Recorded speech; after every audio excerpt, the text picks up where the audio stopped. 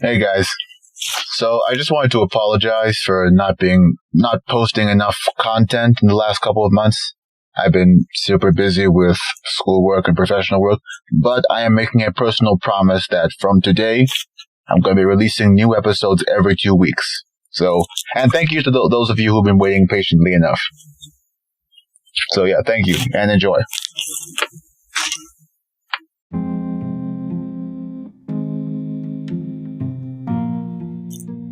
Greetings, I am the mighty master Voluminous, teacher, commentator, and most importantly to you, dear listener, storyteller.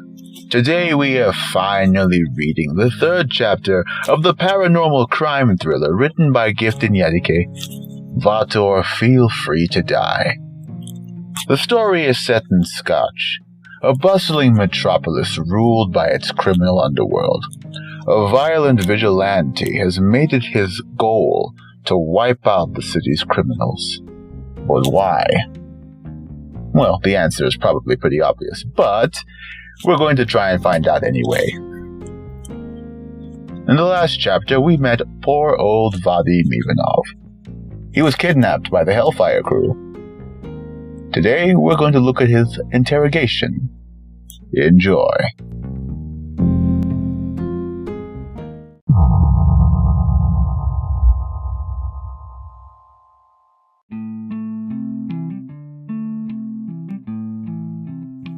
Chapter 3 Interrogation. Ember paces back and forth for what seems like an eternity. No one says anything. The gangsters know not to speak when she does this. The last person to do so lost their tongue. She stops and looks at the surrounding architecture. The buildings are all old and crumbling. Windows are either smashed or boarded up. The only sound heard is that of the wind. The SUV finally opens. A tall, fit man with brown skin, bleached hair, and a burnt face on the right side comes out. His right eye is blind. He is shirtless. He wears torn red pants and brown sandals. Charing looks down at Vadim and asks with a hoarse voice, "Do you know where you are, Mr. Ivanov?" I don't know.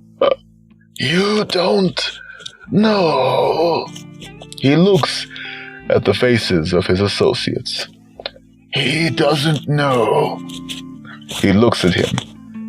You mean to tell me you've never heard of Freebird Avenue? No, I mean, yes, I just didn't know that we were... Listen, old man, you are not in a position to play games. Ember grabs his throat. If you are of no use to us, then your life, her voice softens, is forfeit. So I suggest you consider your responses carefully. Am I understood? Yes, Vadim chokes out. Charing lightly squeezes her shoulder, and she releases Vadim's neck. He smiles. Good. He turns away again. I didn't come to give a history lesson, so I'll just say this street has been abandoned for over 10 years. Very few enter it. The walls have no eyes or ears. Perfectly suited for our current get-together.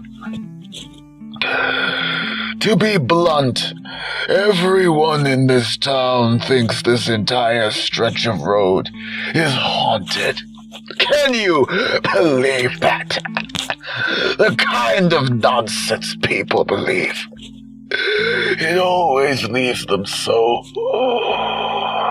vulnerable. He whispers the last word and pauses as if in some kind of trance. A cough from Ember snaps him out of his reverie.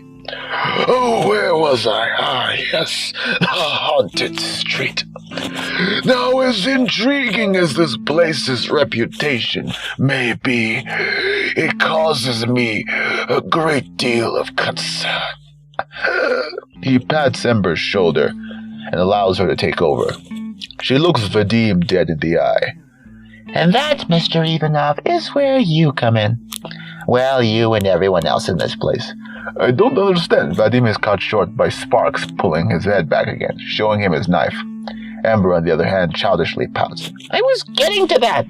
Why are all you old people so impatient? Her face turns serious as she looks him in the eyes again. This abandoned road, this haunted street, is the very place where 4 of our boys were butchered. Unfazed by the trailer's shocked expression, she continues. They were scheduled for a hit on Thursday last week, and they never turned up. The Hellfire crew does not tolerate lateness for any reason, so naturally I asked the boss if I could, shall we say, reprimand them. The evil grin on her face sends a chill down Vadim's spine.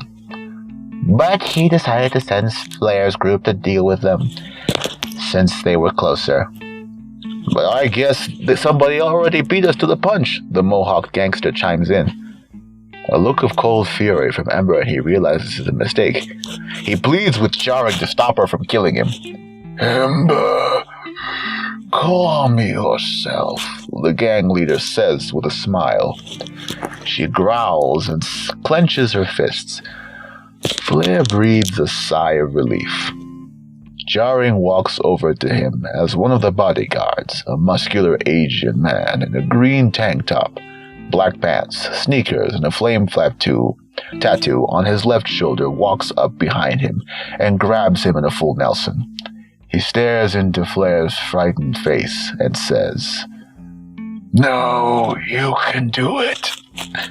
Ember pulls out 2 knives from her coat pockets and proceeds to slit Flair's throat with one before stabbing him in both eyes with the other. The sight of such violence causes Vadim to vomit, inciting laughter from the criminals. Ember hands her blades over to her tank top associate to clean. He wipes the blades with a cloth from his pocket and then hands them back to her. She turns to face the group and notices Vadim's hunched-over form, his lunch all over the ground.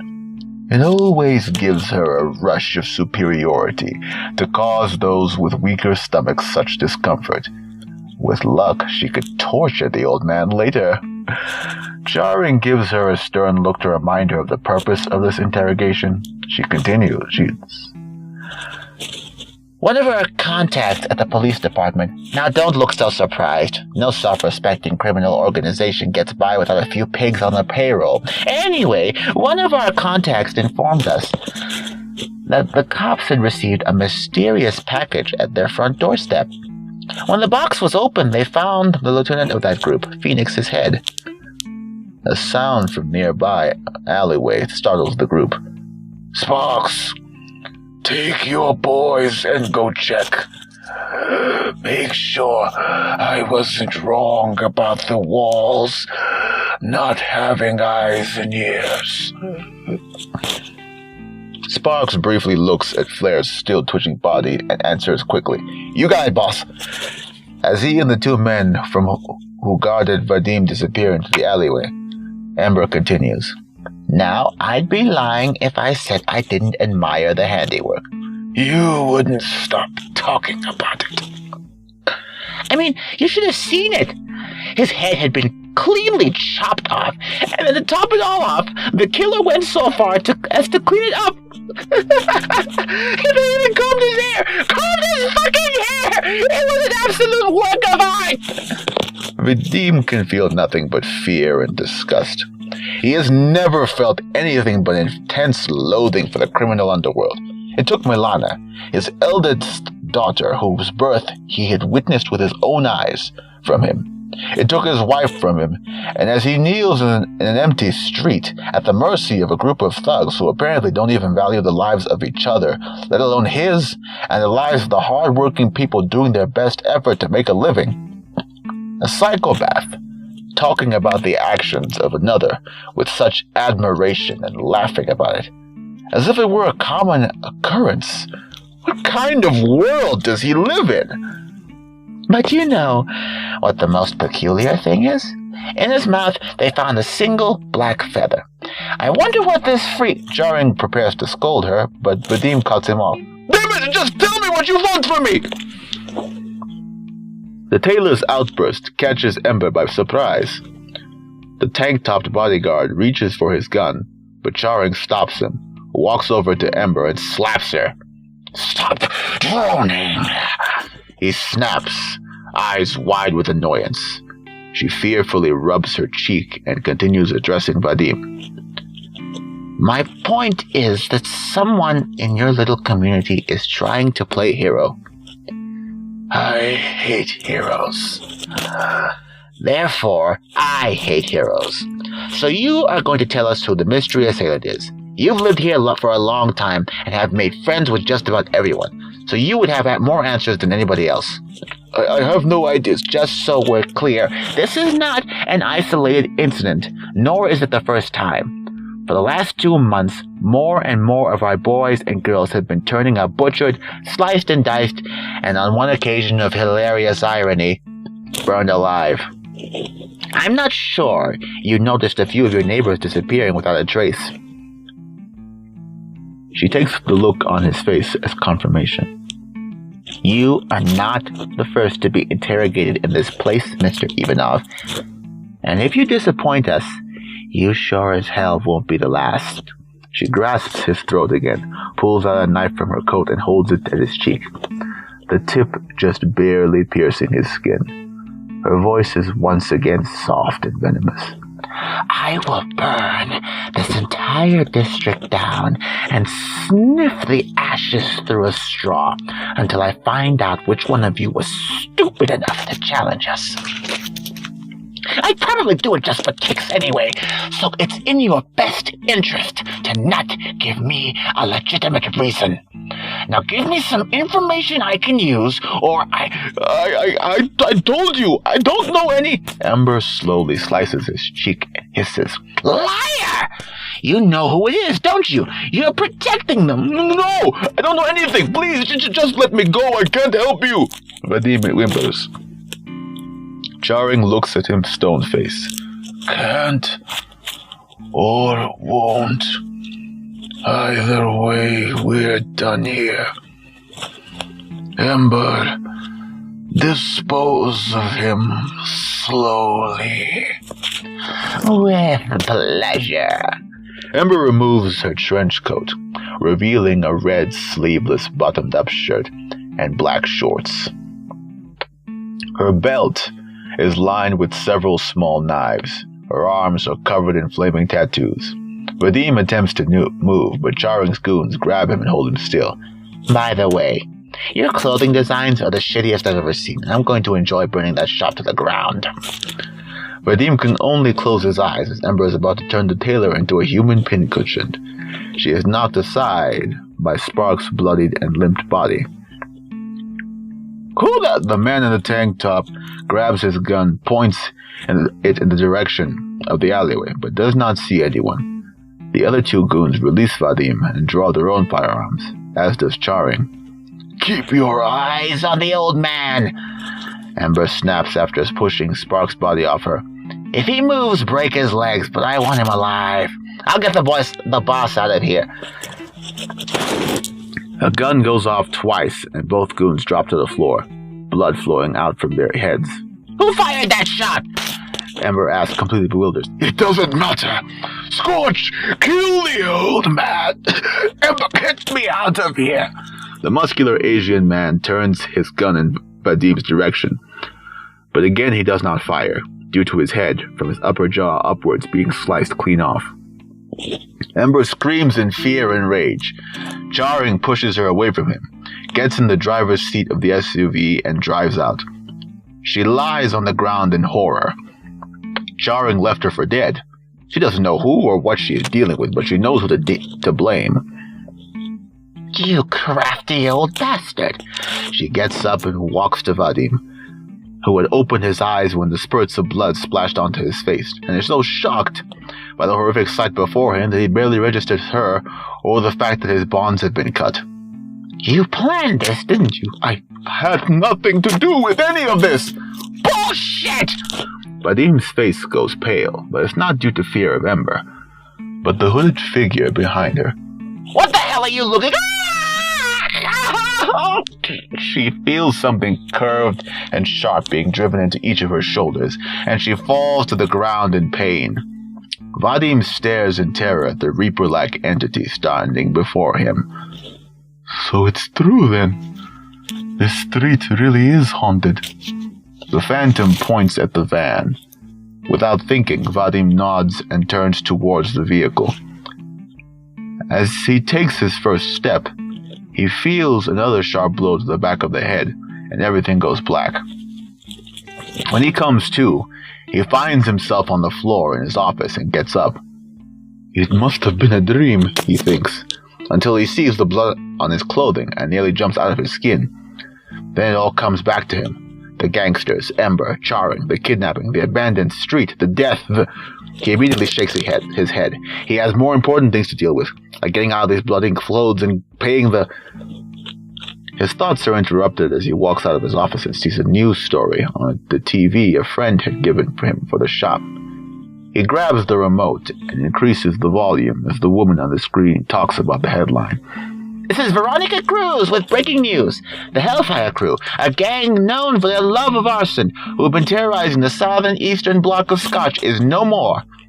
Members of the group have been turning up dead in various parts of the district. The group has been a target of a vigilante said to be living in the area. The Scotch City Police Department's forensic team have stated that all the bodies were found with a single black feather lying next to them. The feathers are said to be unidentifiable, and... Vadim is no longer listening. His eyes are currently fixated on the front desk of the shop. For reasons he cannot truly explain, he walks behind it and opens the cash register. It has no money, of course, as he had emptied it last night. So why is he looking at it? The answer lies in the form of a single black feather.